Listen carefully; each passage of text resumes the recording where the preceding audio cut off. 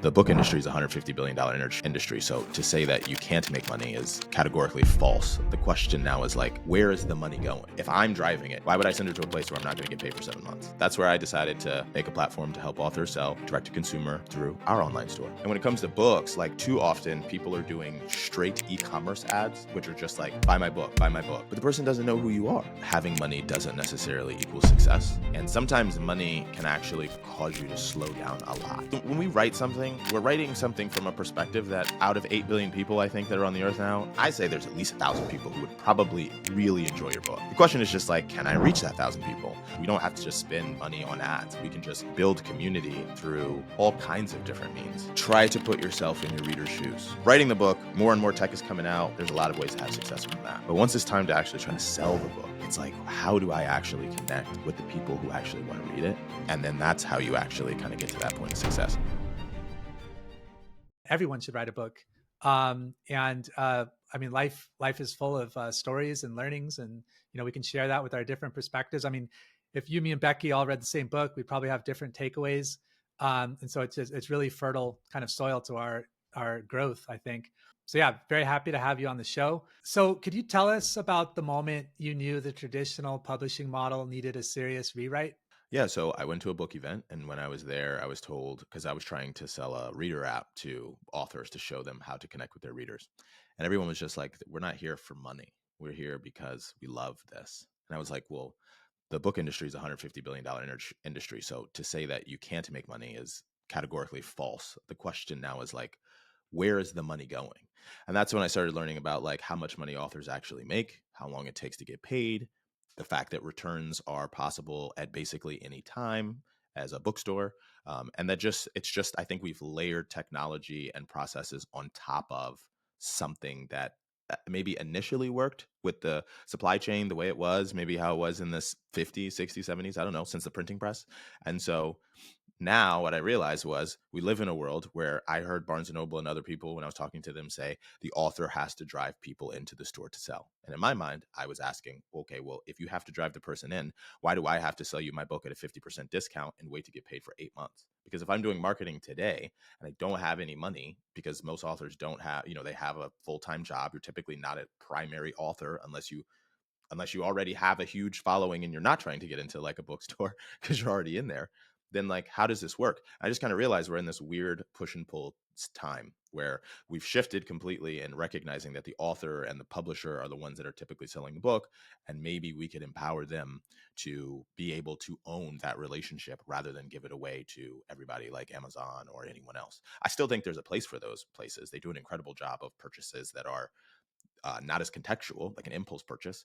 But if I'm driving it, Django said, hey, mom, buy my book. Why would I send her to a place where I'm not going to get paid for 7 months? That doesn't make any sense to me. So that's where I decided to make a platform to help authors sell direct to consumer through our online store. And that's where we are now. So your platform, Wrote by Me, allows authors to keep 90% of their sales. How have the authors responded? They've loved it. So a few authors have actually already been paid over $1,000 in royalties. The full story of it is we pay 85 to 90% royalty. So 85% if you're on the free version, because I recognize I've talked to some authors, they don't have any money, and that's okay. Like we win if you win. So 85% royalty if you're on the free version, 90% royalty if you're on the paid version. And then once you're on the paid version, we're all about your success. So we actually have a marketing team that's going to help you better understand how to market and advertise and create content around your book. And then we also have like printers that you can work with that do print on demand on behalf of you. So if you don't want to use KDP or Ingram or any others, you can use any of our print on demand services. And we have a bunch of different printers because every book is different. Trade books and children's books are two very different books that require two very different printers typically. So we have a number of printers that you can utilize to help us keep the price down for you so that it's at least competitive with KDP and some of the others. I think that's the thing, Django. You were mentioning marketing, which I think for not just authors, but businesses, people that create products, you might have an amazing book or an amazing product. But if people don't know it exists or you can't get it out to them, then nothing comes from it. You definitely don't make any money and probably don't make the impact you were wanting to have. So I think that's such a key part to it. Do you find that with a lot of authors that you speak to, is marketing their biggest problem? The being able to get their book out into the world and into the hands and minds of their ideal listeners or readers? It's actually like, to take a step back, even marketing might not be the word. It's like brand awareness. Like, so often I hear people say, if you write the good book, the people will come. But I'm like, have you ever thought about how many McDonald's ads you've seen? Like, McDonald's speaks for itself in a lot of ways. Everybody in America knows what McDonald's is, but McDonald's does ads all the time. Those are brand awareness ads to be top of mind because they want you to be craving that ridiculous Sprite or sweet tea or Big Mac. And when it comes to books, like, too often people are doing like straight e-commerce ads, which are just like, buy my book, buy my book. But the person doesn't know who you are. They have no idea who you are conceptually. So we're like, we give a bit on the marketing piece, but we're also talking about like, how do you connect with these readers? Right? Like, they don't know who you are. Even if you are running a billboard or an ad or something, unless you're somehow so immensely creative that you're drawing eyes just on something that was maybe radical, you're typically not going to get someone to buy a book the second that they see your ad. On Amazon, I think I read that the successful Amazon people typically spend like $235 on ads a day. Like, that's a lot. Like, we're not even scratching the surface running a $50 ad. So we're trying to help them take a step back and like, what about your book is someone going to care about? Why would they connect with you? What is it about you or the book that like matters to them that maybe you can create content for that doesn't even cost money? What are the people out there who maybe wrote similar books that you can talk about? I try to give them all these different that's actually, I'll just say this right quick. The number one video that I have on TikTok that has sold the most videos is a book review about a book that I love that's similar to my book. I never ran any ads to it. It's The Courage to Be Disliked, one of my favorite books. If you search that, I'm the third person there. If you click that video and then you're like, wow, it's a really good video of this book that I like or that I'm thinking about reading, when you click my profile, here I am talking about my book as my pinned videos. Like, that's not marketing though. That's just me connecting with who I know to be the customer. And like, those are the things that we're just trying to teach the authors. Like, it's just, you don't have to just run these ads to say, buy my book. It's about connecting with your reader. You mentioned that authors can get free marketing and AI powered analytics with your platform. How exactly does AI help authors sell more books? Well, it's really difficult to know everything about a potential reader. So in books, there's like an intersection between the content of the book, the cover of the book, and like the author or publisher, like whatever is maybe the driver of the sale. Because, like a Penguin book, maybe, it's because of Penguin, not the author. So I try to like highlight that it's not always the author that is the driver of the book. But when you think about all those intangible things, sometimes it's hard to know what is the actual driver just staring at data, and AI does a great job of finding intersections where you can connect. So for instance, like for all truth, I am a Black male who wrote a personal development book on and spirituality that ties Eastern and Western religion, and there's like a very specific tree on my book and certain things like that. All of those are elements to the book that could potentially help sell it. And just looking at all of those things on a piece of paper doesn't jump out anything to me, but being able to contextualize all of that using ChatGPT or Gronk or whatever and saying, hey, where is this intersection most likely to be found? You may be able to find really good influencers, or you may be able to figure out which platform people would be on looking for that specific book. It could be anything, but it's really hard for us to just get all that context just staring at a screen as an individual. That takes days. But I'm able to take everything, put it all in one place and say, hey, where are the intersections and what are great ways to maybe put ourselves out there similar to even what's already working. And that's what we find. How does selling directly through a link in bio site help authors build deeper relationships with readers? So we actually, on top of the fact that we pay 85 to 90% royalties, give authors the information about their reader. So like right now, for instance, I'm pre-selling my book and a few of our authors are pre-selling their book using the platform. If you sell it on Amazon, you don't know what happened. You don't know where they came from. You don't know why they came to the site. You just know that people are buying the book, and you will know the exact amount without returns after 6 months. When you sell using our platform, if Becky bought my book, I can see Becky bought my book. She's in the UK. Like, there's this whole thing of now I have this contextual relationship. If I'm, delayed and I can't send it right now, I can send an email. I can say thank you. I could sign the book. Like, there are all these ways that we can fundamentally build a relationship with our reader that you typically just can't do when they're buying in a store or on Amazon or anywhere else, because the customer of the store is the reader, and they're trying to figure out how to sell the reader the next book, even if it's not your book. But if you sell the book direct and or at least in our case, like if you're even using our online store, you're getting the information about the reader. That's your customer, and that's someone that you can connect with and grow with and learn and tell them about your next book and all those other things. I just think that's amazing for the authors and the readers to even be able to have that relationship. It comes back to, it actually ties into a couple of things that you've already said about understanding your readers, understanding where they might be, what they're thinking, what they need, what they're looking for, but also the data side of being able to feed that back into AI to know where should I be doubling down or where is it not working from a marketing standpoint, I assume. Yeah, 100%. The joke that I heard over and over again when I first got in on top of the other one was 50%. We know that 50% of marketing works. We just don't know which 50%. So we do all 100. Because like if there's a breakout book and you did all of the same things you did last time that didn't work the time before that, then you're like, okay, well, one of these things worked. And then you're looking at maybe engagement on the post, or you're looking at click-through data, but it's hard. You can't know the actual attribution of the sale. So in the long term, what we're really hoping to build is a data platform where we can understand attribution and help authors understand the potential ways to sell their book. Is it TikTok for romance novels? Is it, a certain influencer for children's books around certain subjects? Like if we can give people that within like a certain degree of certainty, because we're saying like, hey, this is what we've seen from attribution, then that's very different than like a lot of the marketing that happens now in the book space, where we just do stuff and then we attribute an increase to that, even though we don't know for sure. We're saying causation to correlation, but there's no way to know if that's actually true. So What's one unexpected challenge you faced in revolutionizing book sales, and how did you overcome it? I underestimated how much creating, I want to make sure I say this correct, like creating intangible offerings to authors matters. Like before in my mind, I was like, you guys should just want to do direct to consumer. We're going to give you 80%. I mean, we're going to give you 85 to 90% royalties. Like, why wouldn't you leave Amazon? But it's like Amazon bestseller means something. New York Times bestseller means something to people. Being in a bookstore, in a Barnes and Noble, and doing a book signing matters to people. And I can't tell people to stop caring about that. What I have to do is create something of equal value that is similar in that way. Like Amazon did that. Amazon was like, New York Times bestseller is something that people care about. So they made Amazon bestsellers. Did they hide the ball on the fact that there's 16,000 like bestsellers every hour? Kind of, but it doesn't matter because they created something that really made people feel like, hey, I did this. And so we've been working really hard to curate things that can be intangible for the authors, but also in a way that everyone can have success. So we're working on like a bestseller list. We decided to open an independent bookstore where people can do book signings. We're going to hopefully have that done by the summer. Like there's all these little things that now that we're rolling those out, the authors are much more excited.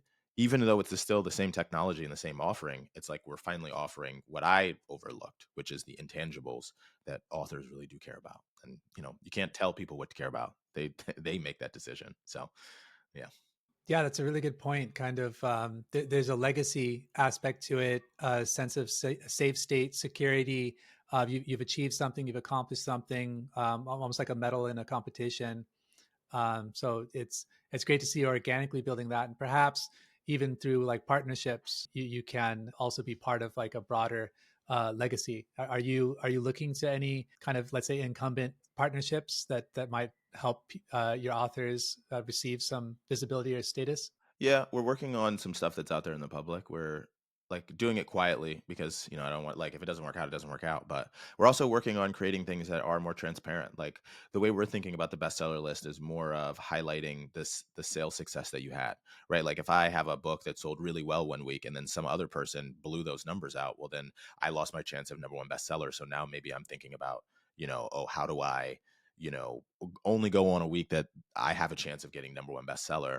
And so we're looking more at quantity of books. 90% of books don't sell more than 250 copies in the life of the book. So like, what if it was about quantity? Like, what if it was about, hey, you are now in the top 10% as someone who sold more than 250 books on our platform. You're in the top 1% because you've sold 1,000 of this book or 10,000. Like those are, I think, cool ways to make it so everyone wins, but it's also like based on something that's also tangible. Like maybe that's a cool way for us to be able to connect with the authors and create something where everyone can win, where there's like 10 people who sold 1,000 books this week, and this is the badge of honor of the fact that you're able to do that.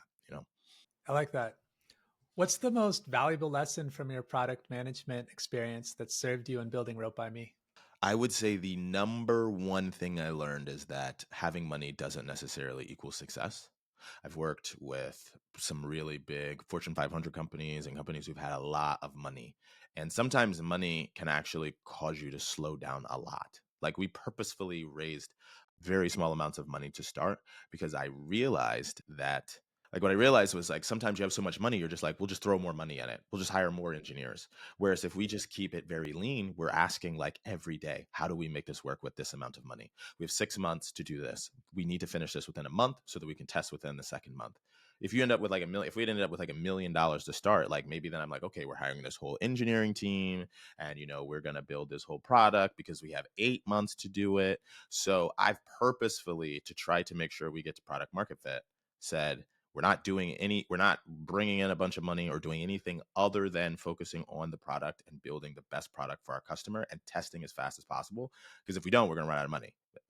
And so we did that. We didn't run out of money and we did an amazing job. And that's like a testament to the team, but it's also a testament to just recognizing that money just buys other people's time or resources typically. And sometimes having too much of that makes people complacent and like, well, we're just going to build, we got 6 months, we got 8 months, we got a year, instead of, hey, we got 30 days to do this, because then we got 60 days to roll it out, and then we got 90 days to fix it. I would say that's the biggest thing for sure. Could you share a story maybe of an author that's used your platform that's seen success either quickly, or it might be numbers or it might be sales, but however success is defined, I guess. I would say that the number, like, so we've seen this with a couple of different authors. Getting paid within 72 hours is like game changing. So, like, for instance, I had on my first book that I sold on Amazon, 77 books I sold. After 9 months, I got a check for $155. That's a very long time to be waiting to get paid. We have 3 authors who've sold less than 50 books, but been paid out more than $1,000 in less than 72 hours. The difference of like being able to, as someone, as typically as authors are typically not like super rich, to be able to then turn around and make decisions with that money to print books, to build out maybe other things for the readers as you find out who the readers are, to be able to put money into marketing and partnerships. Like, that has been the thing that I've heard from authors that matters the most. It's like a crazy world to think about, not knowing how much money you're going to get in 8 months, even if you're looking at how much of a product you sold, because you don't know the returns, you don't know what the holds are going to be like. So there's just like a lot of uncertainty for authors in most cases. And because we are giving them the money faster, they are able to make like just better decisions and more informed decisions with their money from their book. And that's just, we've seen that 3 times now, where authors are just like, man, like, getting this money has been great. Like, I know how much money I'm getting and I then can make decisions based on that. It's so interesting, 'cause you were saying before about sometimes we just have a system and that is the system and we just do it because that's what it is, right? And nobody really challenges it. The idea that you'd wait 6 months to get a relatively small percentage for something, in the world in which we live now, where things are immediate and you can sell something online and get paid for it next week or immediately, it's surprising that that model still exists and that it's still, by and large, how this industry works. Do you see what you're doing as a kind of challenger to that, and potentially setting the standards again?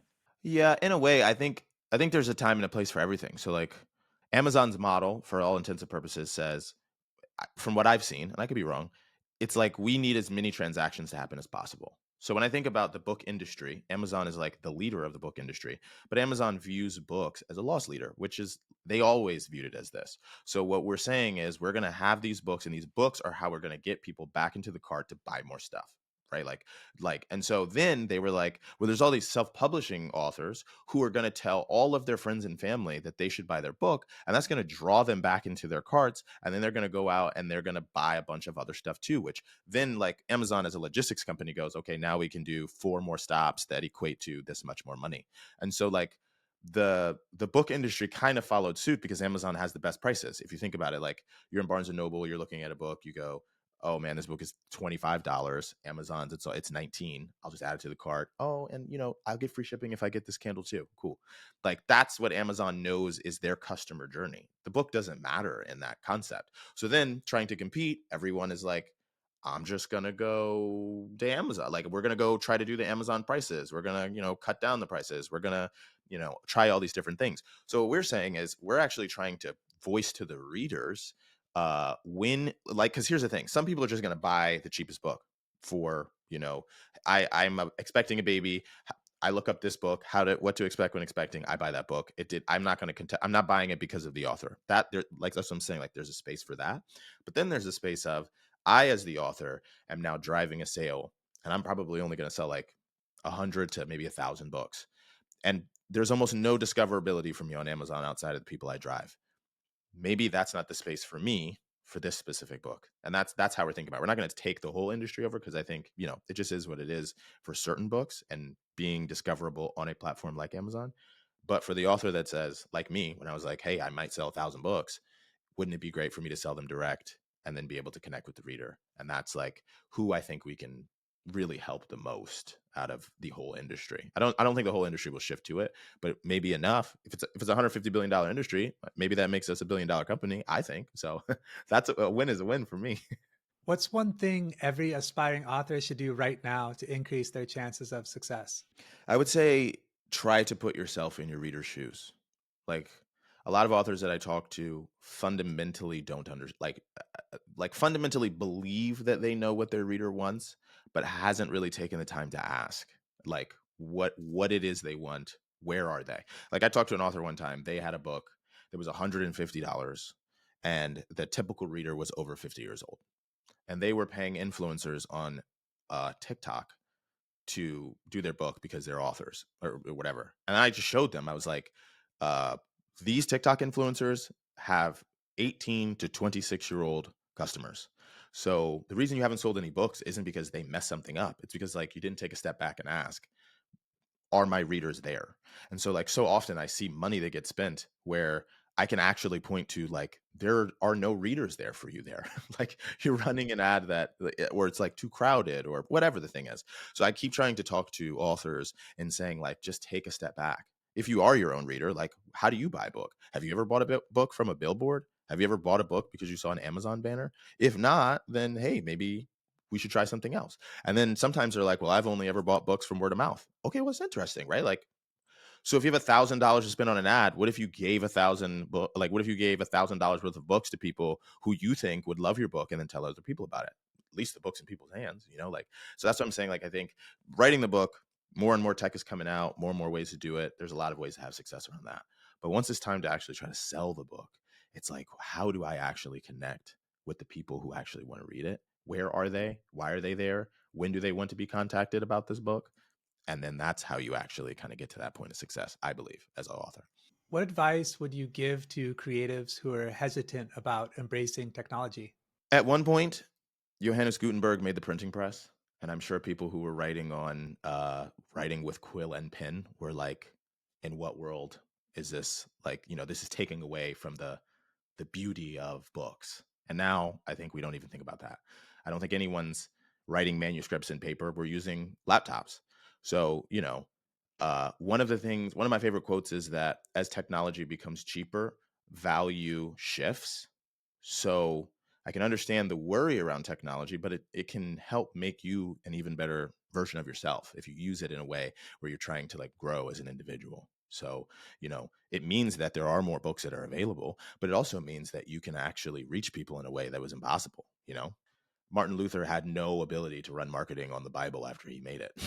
So he had to do a very, like, specific process to reach the people. And now we live in a world where we can run ads or we can connect with people on social media. Like, we don't throw our faces at that anymore. So, why don't we try to find ways to embrace the new technology or try to think out of the box to utilize it to the best of our ability?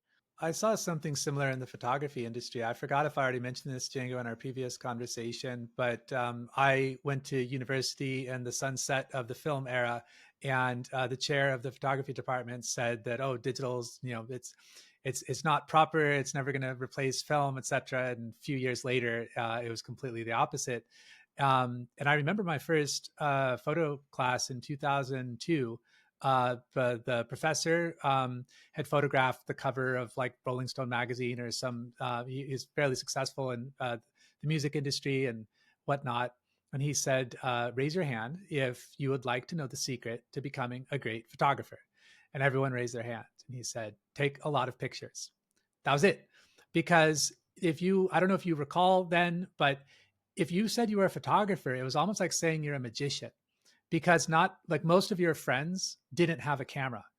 Maybe you could get those like disposable cameras, but it was like heavy and expensive to have like a glass and metal camera to carry around with like interchangeable lenses specific to the event that you're at. And then buying the film and then paying for the processing of the film and then paying for the printing of the film. Each of these were expensive, time consuming steps. And so each picture was an investment. So you had to think, like, I already have 2 pictures of Django smiling. Do I really want another picture of Django smiling, or do I want like this other person? It's like literally because you only had like 24 frames in a roll of film, and you didn't know, like, if you went on a trip to Egypt or whatever, and you're taking the pictures of the pyramid or whatever. You didn't know that you had the picture. You trusted that you did, and you hoped that airport security didn't X-ray it away, or that you lost it or something like that. So there's like this preciousness to these moments, and also this expectation and planning and strategy that went into capturing certain pictures that you wanted to see on your wall in the future, that was completely lost with a supercomputer in your pocket. And all of a sudden, everyone, it lowered the bar. So absolutely everyone can take thousands of pictures to become a great photographer, to understand composition, to understand kind of what they want to see. And that creates a lot of noise that like the consumer has to sift through to see, okay, who's actually like, thinking critically about how to improve, or has some sort of like, let's say, higher order thinking, I guess. Anyone can have it now, but not everyone's doing it. Just like anyone can have a 6-pack, not everyone does. So I'm kind of see something similar in your example there with the printing press and the quill and the open access to information and expression. But then when it comes to actually demonstrating that, what do you think is the bottleneck? I think I told you this earlier.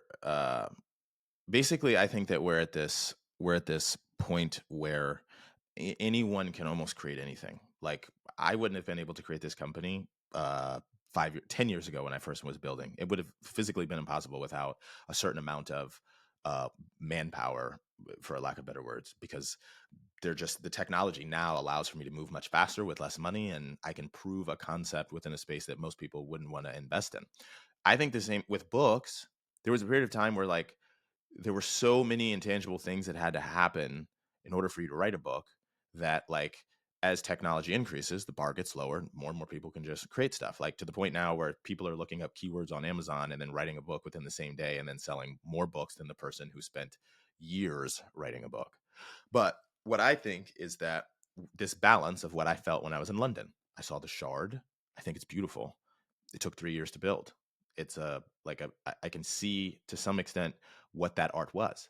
When I saw Westminster Abbey, I think did I say it right, Becky? When I see Westminster Abbey, it takes 250 years. The people who first created it probably never even saw the foundation.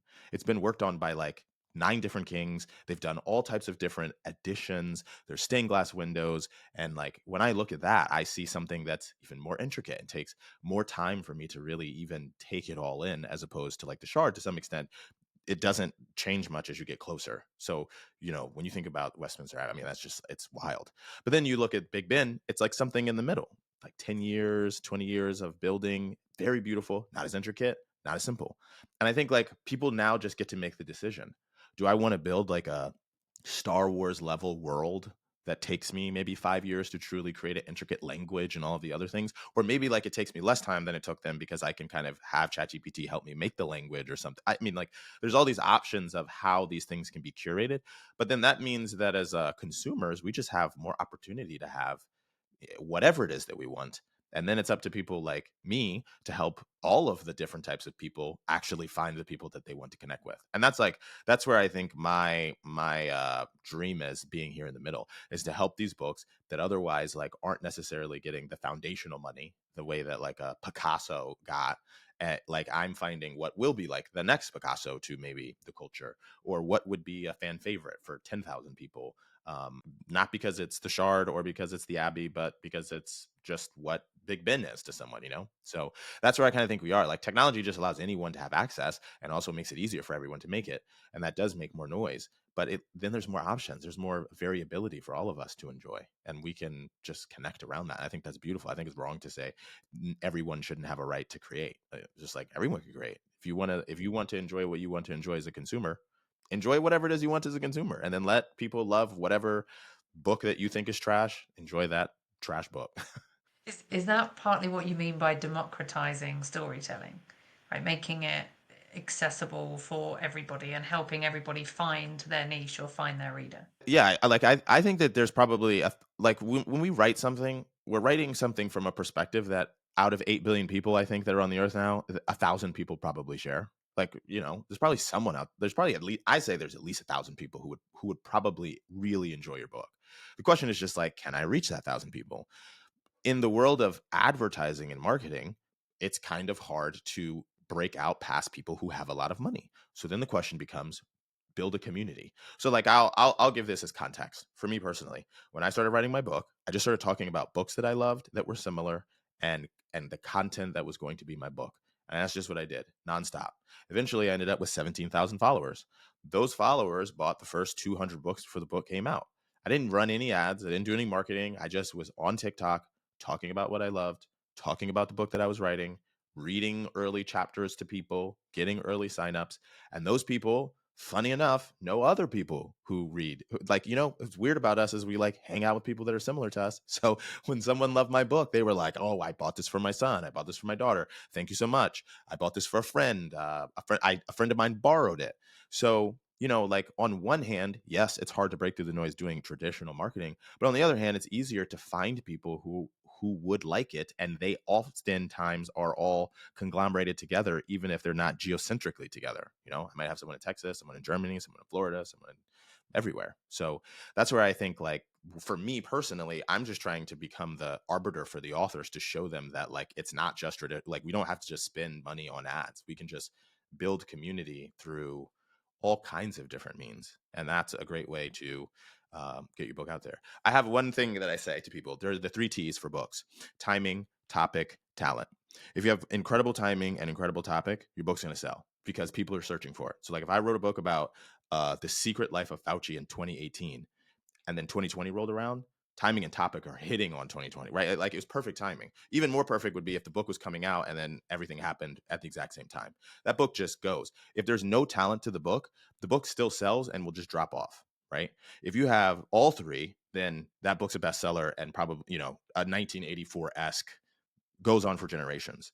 Now, sometimes people have books that the timing is bad and the topic and the talent is good. And that's just like, okay, like it could be a slow burn. Just have to get it in front of the right people, have to just slowly, keep getting it out there, keep making content. It won't happen as fast, probably won't be a bestseller, but like as it goes on, eventually people might like Dune. I feel like Dune has had this like new resurgence with the movie. And at the time, I don't know that it was as big because I don't know of people knowing it like Star Wars, but I mean, it's an incredibly written book. People love that book. So, and then the last one is if you have no talent, no topic, and no timing, I don't know what to tell you. Like that's just, we're in a tough spot. But I try to run those 3 T's by people all the time, so you can also, as a baseline, understand, like if I write this obscure book about, I don't know, like some group in Alaska that no one knows about, it's going to be kind of hard to run any kind of ad or find the community that would like that. So we have to be surgical in how we are trying to reach out to people and find people who would find that interesting.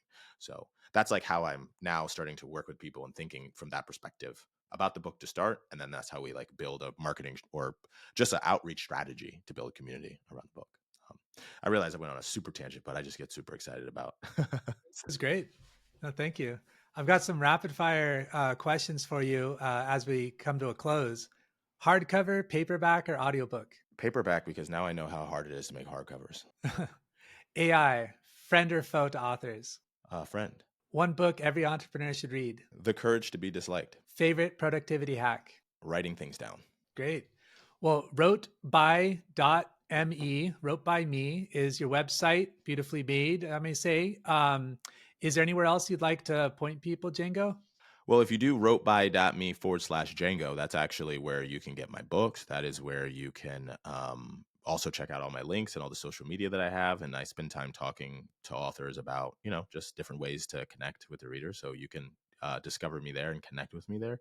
And then we are going to be rolling out an online store soon called Focus on Words. So it'll be focusonwords.com, and it's going to be a way, it's only for independent authors. Like it won't be Colleen Hoover or some of the others on there. It'll be just for the authors who, we're just trying to help get discovered and highlight them. So be on the lookout for that. It'll be out in the next 30 to 60 days. We're finishing up the platform now. So I'm super excited to give all our authors their own space. That's great. Thank you for talking to us today. Your enthusiasm is infectious and your wisdom is palpable. You have a lot of insights, and I'm happy to see you contribute those to the storytelling industry. Oh man, thank you so much. It was sensational being here. You guys are so amazing.